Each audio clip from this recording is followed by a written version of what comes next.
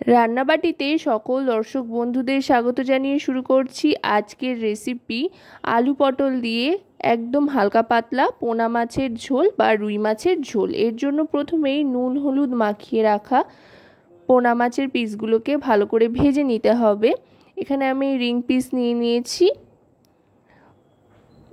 Medium to লোতে গ্যাসের ফ্লেমটা রেখে মাঝারি মানের করে মাছটাকে ভেজে নেব। খুব একটা কড়া করেও ভাজবো না, আবার খুব একটা হালকাও থাকবে না। একটু সময় নিয়ে মাছটাকে ভেজে নিতে হবে।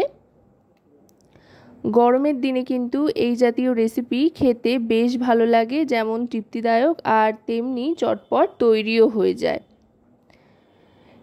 কথায় কথায় কিন্তু মাছের এক পিঠ ভাজা হয়ে গিয়েছে। দু পিঠ সমানভাবে ভেজে নিয়ে এবার আস্তে আস্তে মাছটা তুলে নেব। আমি দু ব্যাচে সমস্ত মাছ এখানে ভেজে নিয়েছি। আর এই রেসিপিটা সম্পূর্ণটাই কিন্তু সাদা তেলে তৈরি করব। মাছটাও সাদা তেলেই ভেজে নিয়েছি। মাছ ভাজার পর তেলের পরিমাণ কিন্তু একটু কমিয়ে নিতে হবে। এই রেসিপিটার জন্য কিন্তু খুব একটা বেশি তেলের প্রয়োজন হয় না। একেবারে কম তেল মশলায় গরমকালের জন্য আদর্শ রেসিপি, পেট ঠান্ডা রাখতে। এবার এতে ফোড়ন দিয়ে দিলাম রাঁধুনি। এবার দিয়ে দিচ্ছি লম্বা লম্বা করে কেটে রাখা আলু। রাঁধুনির ফ্লেভারটা কিন্তু যে কোনো মাছের ঝোলেই দারুণ লাগে, বিশেষ করে রুই মাছের সাথে কিন্তু রাঁধুনির ফ্লেভারটা খুব ভালো লাগে। যারা বানিয়ে খেয়ে দেখেছেন তাদের তো আর আলাদা করে বলার কিছু নেই, তবে যারা এখনও রাঁধুনি ফোড়ন দিয়ে খেয়ে দেখেননি মাছের ঝোল, তারা কিন্তু একবার ট্রাই করে অবশ্যই দেখবেন। একদম একটা নতুন রকমের স্বাদ পাবেন ও গন্ধটাও কিন্তু অসাধারণ আসবে। এবার একই রকম লম্বা লম্বা করে কেটে রাখা পটলের টুকরোগুলো দিয়ে ভালো করে ভেজে নিয়ে এতে দিয়ে দিচ্ছি আদা বাটা। এবার দিয়ে দিচ্ছি রাঁধুনি বাটা। আদা আর রাঁধুনি বাটা দিয়ে আলু পটলটা আরও খানিকক্ষণ ভালো করে ভাজা ভাজা করে নেব, গ্যাসের ফ্লেমটা মিডিয়াম টু লোতে রেখে। এবার দিয়ে দিচ্ছি সামান্য একটু জল। রাঁধুনি বাটার যে বাটি ছিল সেই বাটি ধোয়া জল দিয়ে দিলাম। জল দিয়ে আরও খানিকটা জল দিয়ে এবার সমস্তটা একধার করে গ্যাসের ফ্লেমটা মিডিয়াম টু লোতে রেখে দিয়ে দিচ্ছি পরিমাণ মতো হলুদ গুঁড়ো। এখানে 1 টিস্পুন পরিমাণে হলুদ গুঁড়ো দিয়ে নিচ্ছি।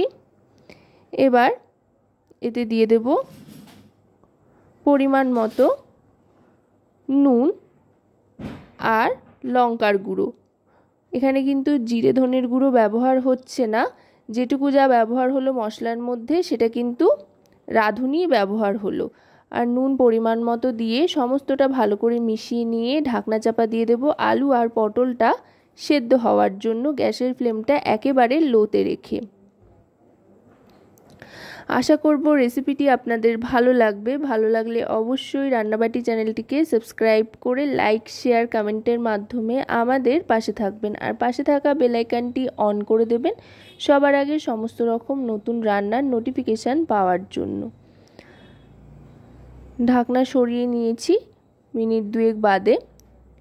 দেখুন মশলাটা কিন্তু একেবারে কষে এসছে আর আলু পটলও খুব সুন্দরভাবে সেদ্ধ হয়ে এসছে। এবার জল দিয়ে দিচ্ছি। যেহেতু পাতলা ঝোল হবে তাই জলটা একটু বেশি করে দিলাম, তবে জলের পরিমাণ কিন্তু আপনারা আপনাদের পছন্দ মতো কম বেশি করে নিতে পারেন, যতটা ঝোল বানাবেন তার উপরে নির্ভর করে। এবার আরও খানিকটা জল দিয়ে দিলাম। জল দিয়ে এবার গ্যাসের ফ্লেমটা হাই করে ভালো করে ফুটিয়ে নিয়ে ঝোলটাকে এক এক করে ভাজা মাছের পিসগুলো দিয়ে ফুটিয়ে নিতে হবে।